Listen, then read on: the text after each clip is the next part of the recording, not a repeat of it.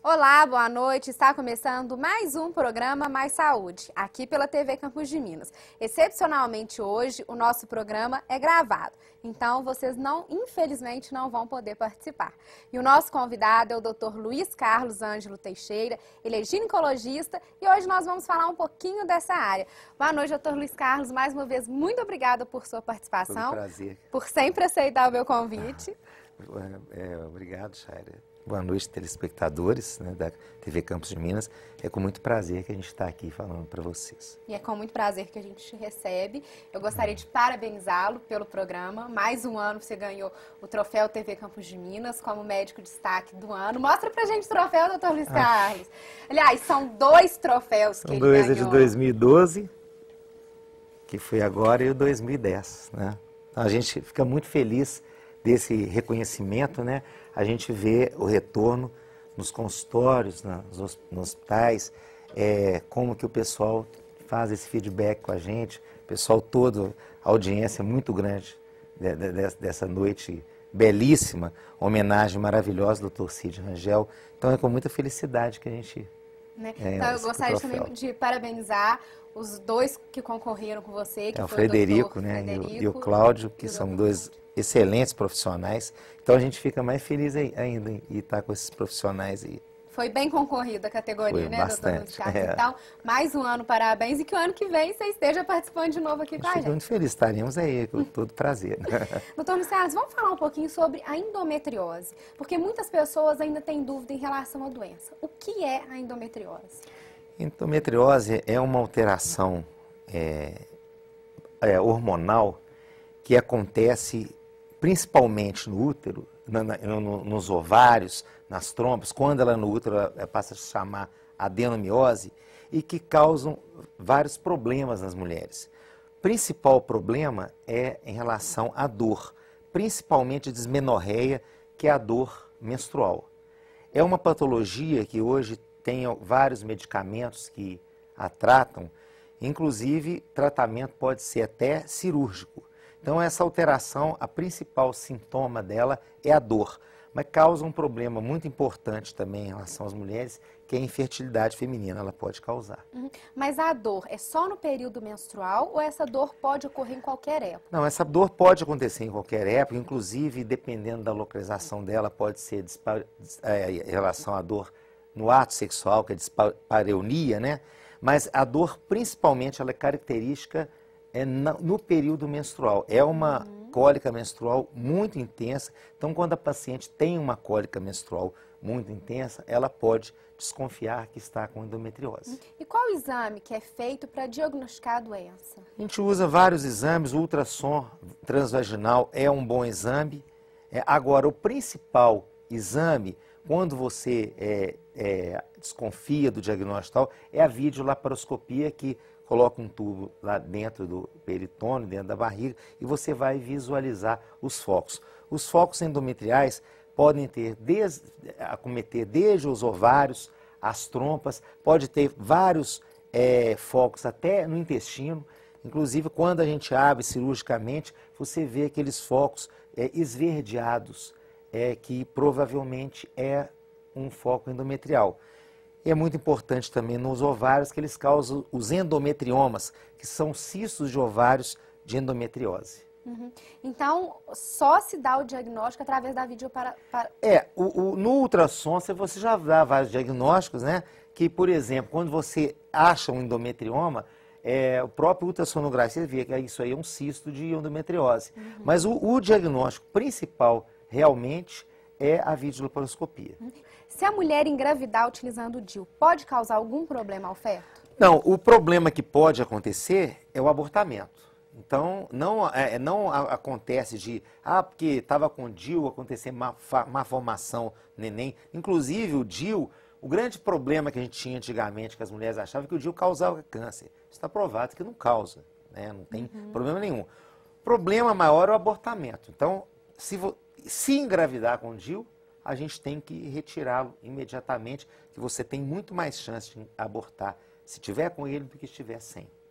Mas você diz, doutor Sassi, não é aconselhável uma mulher que não teve filhos ainda utilizar o DIU. Mas isso não descarta a possibilidade dela querer usar o DIU. Não, não descarta. Eu não gosto de colocar, primeiro que é muito difícil, o orifício do colo está muito fechado. E há aquele problema da infecção, pode ter uma infecção de trompa e a mulher não poder engravidar mais. Então, a gente prefere mulher que não tem filho não colocar o DIU, usar outro método. Tá. Procurar outro método. E quando a mulher coloca um DIU, ela tem que se internar, tem todo um processo, né, doutor Luiz Carlos? Não, ela, quando está muito difícil, que ela precisa de usar uma analgesia para colocar, sim. Mas a maioria das vezes não precisa se internar. A gente coloca no consultório. No consultório. Segundo dia menstrual, vai lá, a gente às vezes dá um remedinho para cólico mesmo, nem precisa de um remedinho, coloca, tá com fluxo menstrual, o colo está mais aberto, a gente insere o DIU ali no consultório mesmo, não precisa se internar. E existem dois tipos de DIU. É o DIU que não é medicado e o DIU que é medicado. Esse DIU que é medicado, o Mirena, a gente, no primeiro assunto que a gente falou aqui sobre endometriose, eu comentei sobre o tratamento, ele é usado também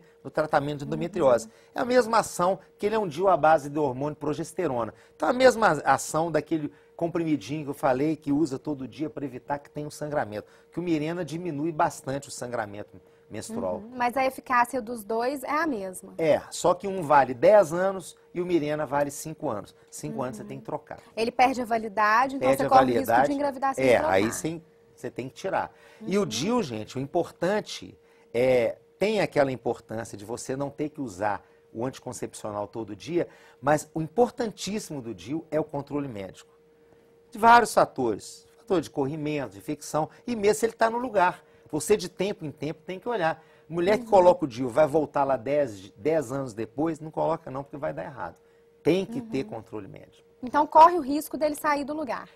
Existe o risco dele sair do lugar. Por isso que tem que ter o controle periódico. A gente coloca o DIU, uma semana depois a gente examina essa mulher, depois 15 dias, depois 30 dias, 3 meses, 6 meses, até ficar de ano em ano. E é plausível que você faça um ultrassom primeira vez para ver se está tudo certinho, se ele está na posição certa. A gente faz o controle do DIU pelo fiozinho de 2 centímetros que fica para fora do colo uterino. Fica na vagina, mas como muitas mulheres têm preocupação, ele não incomoda na relação sexual, porque ele é bem flexível, ele 2 centímetros só. Mas, independente da relação sexual, a mulher não sente nenhum incômodo, é como se ela não tivesse nada. Se não tivesse nada. Eu tenho pacientes que ficam 10 anos com DIU, vai lá, troca, passa para outro. Tem pacientes que toleram perfeitamente o DIU. Muito bem. Agora vamos falar sobre um outro tema, doutor Luiz Carlos, que muitas pessoas eu tenho certeza que não conhecem, que é a tal da Bartolinite. Fala um pouquinho pra gente o que é e o que causa. Glândulas de Bartolin são glândulas localizadas ali na vulva, próximo à angulação da vagina. São glândulas que normalmente elas contribuem principalmente para a lubrificação vaginal no ato sexual. Então são glândulas muito importantes. Quando essa glândula entope por qualquer outro motivo elas entopem, proliferam germe ali, é que vai haver a chamada Bartolinite.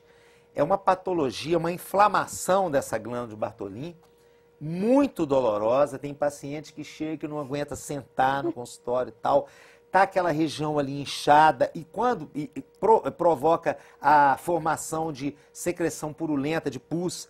Quando está na fase aguda, você simplesmente dá uma anestesia, faz uma drenagem e drena aquela secreção purulenta, causando um intenso alívio para a paciente. Quando passa dessa fase aguda, que a glândula fica grande ali, você pode fazer basicamente 2 coisas. Ou abrir essa glândula, chama marsupialização dessa glândula, deixar ela aberta, exposta, costurar as paredes, deixar exposta, ou até, quando começa a repetir muito, a retirada dessa glândula. Você não deve retirar as 2, que você pode provocar um prejuízo na parte de lubrificação da vagina dessa mulher. Mas o que causa? Tem uma causa principal, doutor Luiz Carlos? É uma infecção que causa. Então, infecção, todas as mulheres... Todas as mulheres estão propensas a isso. Há uma infecção, às vezes até sexualmente, o germe entra ali na glândula e causa entupimento e causa infecção dessa glândula. Uhum. E muitas mulheres acham que às vezes é um pelo inflamado, qualquer outra coisa, menos a bartoliniite, porque não conhecem a doença. Pelo inflamado também pode causar um grande problema na mulher, pode infeccionar e tal, mas bartolinite não tem nada a ver com o pelo encravado. Uhum, mas muitas mulheres ainda acham, né, ainda doutor acham. Ricardo? É um pelo que inflamou. Muitas mulheres nem sabem que tem essa glândula. E nem sabem né? que existe essa doença, Mas é uma né? glândula, é uma patologia, graças a Deus, ela não é muito frequente no consultório da gente, mas de vez em quando aparece. Tá. Doutor Luiz Carlos, nosso programa está chegando ao fim. Mais uma vez, muito obrigada por sua participação.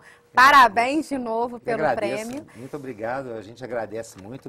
Essa iniciativa da Campos de Minas em relação à parte científica é muito louvável e tem que ser feita, ainda mais com a Chayra apresentando aí, que é ótimo. Obrigada. Tá? Obrigado. Obrigada. Agradeço ao telespectador. Seja sempre bem-vindo. Você sabe que eu sempre vou convidá-lo para voltar aqui. Com todo prazer. Muito obrigado. Muito obrigada, doutor Luiz Carlos. Valeu. A todos que acompanharam o nosso programa, muito obrigada. Se você não conseguiu acompanhar o programa todo, nesta sexta-feira, às 10h10 da manhã, tem a reprise. E semana que vem estaremos de volta ao vivo com mais um assunto interessante. Então, até lá e uma boa noite.